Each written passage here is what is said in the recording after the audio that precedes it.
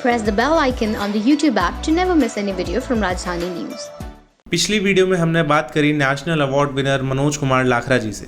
तो चलिए इस वीडियो में जानते हैं उनके इनोवेशंस और आइडियाज़ के बारे में। सर, जैसे कि हमने सुना कि बछेड़ा इस सरकारी स्कूल में भी आपने बहुत सारे इनोवेटिव्स काम किए हैं, तो उनके बारे में बताएं।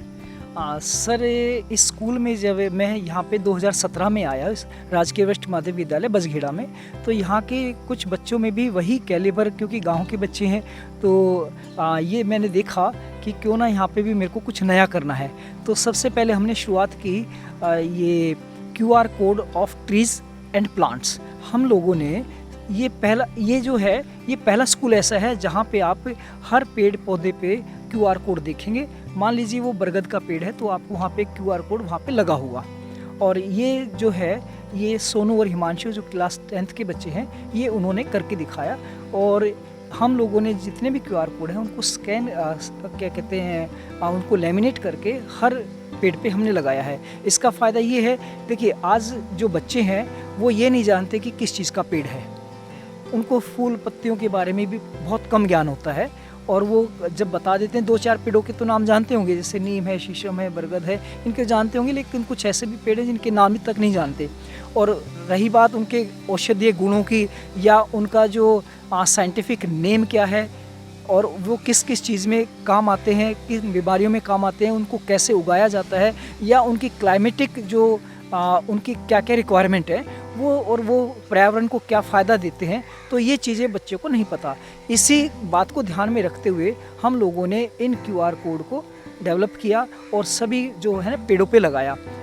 कि हम लोगों ने कुछ एक ऐसे मोबाइल टीवी विदाउट इलेक्ट्रिसिटी का एक डिवाइस का निर्माण किया। सर देखिए, एक स्मार्ट क्लासरूम अगर आपको बनाना है और अगर ग्रामीण क्षेत्र में बनाना है तो मेरे पास कुछ ऐसे डिवाइस है जिसका हम प्रयोग करते हैं। और ये कुछ ऐसा ये मोबाइल टीवी है जिसको कि मैंने 1800 स्कूलों में इसको मुफ्त में बांटा है।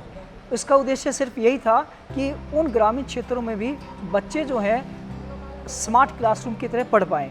देखिए, मैंने अभी आपको बताया कि अगर मैंने कहीं पे कुछ ज्वालामुखी पढ़ाया है और वो पढ़ा तो दिया है लेकिन बच्चे को समझ में आ भी गया है, लेकिन अगर उसको विजुअलाइजेशन करा दें तो इससे बेटर क्या होगा। मेरे पास सिर्फ वहाँ पे विजुअलाइजेशन कराने के लिए सिर्फ एक मोबाइल है। देखिए, ये मोबाइल टीवी जो है बिल्कुल खाली है, ना इसमें कोई वायर है, कुछ भी नहीं है। मैं क्या करता हूँ, बच्चों को जब भी कोई पाठ पढ़ा है उससे संबंधित कोई भी वीडियो जो है अगर मैंने बच्चों को दिखानी है तो मैं उसको इस तरीके से शो करता हूँ। और ये मेरे मोबाइल में कुछ वीडियो चल रही है और ये मैंने अपना मोबाइल टीवी में डाला तो इसका प्रोजेक्शन जो है वो सामने बच्चे को दिखाई देगा। और आप जितने भी दूर से देखेंगे इसकी स्क्रीन जो है वो आपको उतनी ही बड़ी दिखाई देगी। तो इस तरीके से 20 से 25 बच्चों की क्लास में ये बिल्कुल कामयाब है। साथ में आवाज़ के लिए हमारे पास ब्लूटूथ स्पीकर है जिसको कि हम क्लास में कहीं पे भी रख देते हैं और वहाँ पे इसका प्रयोग किया जाता है। हम लोग सिर्फ मात्र 10 रुपये में VR डिवाइस बनाते हैं, वर्चुअल रियलिटी डिवाइस। सैमसंग वगैरह या जो बड़ी बड़ी कंपनियां हैं वो पहले तो 30-35 हज़ार रुपये में बनाती थी और उसके बाद तो जो है आजकल 10 या 5 हज़ार में भी वो चीज़ें मिल जाती हैं। लेकिन मात्र 10 रुपये की कॉस्टिंग आती है और गत्ते से हम इन चीज़ों को बना सकते हैं। ये एक वर्चुअल रियलिटी डिवाइस है जिसमें कि हर बच्चा जो है उसको दिखाया जा सकता है। कोई भी 360 डिग्री की जो वीडियो है वो हम इसको दिखा सकते हैं। यहाँ पर सिर्फ 2 शीशे लगे हुए हैं और कुछ नहीं है। यहाँ पे आप अपना मोबाइल जो है उसको रखेंगे, इस तरीके से आपने मोबाइल को रख देना है और आप किसी भी बच्चे को आप उस 360 डिग्री को वीडियो को आप दिखा सकते हैं। मेरे पास कुछ ऐसे प्रोजेक्ट हैं जो बिना बिजली से ही चलेंगे। इसमें सिर्फ आपको यहाँ पे एक शीशा लगा हुआ है, आप इस शीशे के ऊपर अपना मोबाइल रखेंगे, इसको क्लोज करेंगे और आप जो है इसको सेट कर देंगे दीवार के ऊपर और आपको जो वीडियो है वो दीवार के ऊपर दिखाई देगी। कुछ मेरे पास क्विज़ जो है हरियाणा शिक्षा विभाग में क्विज़ क्लब निर्माण हुआ और वो हर स्कूल में लागू किया गया।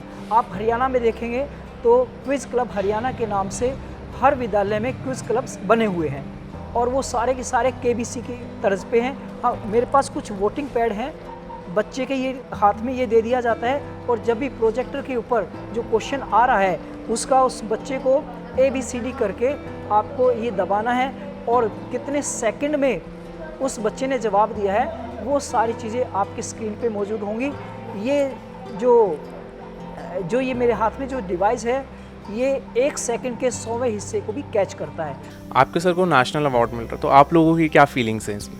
सर ने जो काम करे हैं वो बहुत अच्छे करे हैं। सर जैसा उनने काम करा उनको मिलना चाहिए अवार्ड, क्योंकि वो हमेशा बच्चों को प्रोत्साहित करते थे काम करने के लिए। हमें भी बहुत बार कहा, हमने करा, उसकी वजह से हमें ये उपलब्धियाँ प्राप्त हुई हैं। जो हमने QR कोड के बारे में करा था तो सर का बनता है कि वो उन्हें अवार्ड मिले। उन्होंने बहुत सालों से, मैं जहाँ तक जानता हूँ, बहुत सालों से उन्होंने कोशिश करी और वो करते आ रहे हैं काम। इससे पहले जिस स्कूल में थे उन्होंने उस स्कूल में भी बहुत बच्चों को बहुत सारी चीज़ें करवाई, अब इस स्कूल में भी बहुत सारी चीज़ें करवा रहे हैं, इसलिए उनको बनता है वो। कोई भी स्टूडेंट बिना टीचर के कुछ नहीं होता, तो सर का रोल आप लोगों की डेवलपमेंट में कितना रहा? सर का रोल हमारी डेवलपमेंट में बहुत बड़ा था। सर ने हमको, जब हम 9th क्लास में थे, जब से हमसे गाइडलाइन देनी शुरू करी थी, तो सर ने हमको एक बार बताया था कि आप एक वेबसाइट पे जाके QR कोड के बारे में सर्च करो। तो हमने वो थोड़ी सी डिटेल निकाली और सर को बताया, तो हमारे सर ने गाइडलाइन दी।